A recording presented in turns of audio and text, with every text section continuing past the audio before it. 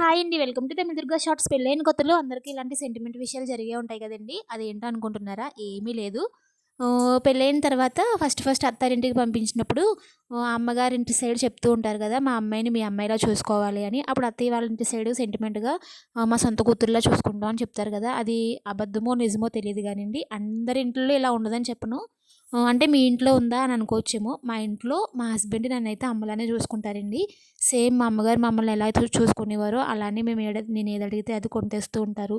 చాలా ప్రేమగా చూసుకుంటారు.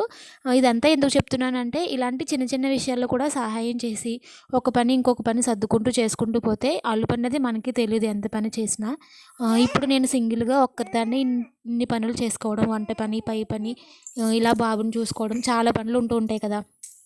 అది ఎంత పని చేసినా కూడా తరగదనమాట. ఇవాళ ఇన్ని పనులు చేస్తూ కంగారులో ఏం చేశానంటే, ఇలా ఇడ్లీలో ఒక వాయి అయితే వేసేసి ఒక గిన్నెలోకైతే తీసి పెట్టుకున్నానండి.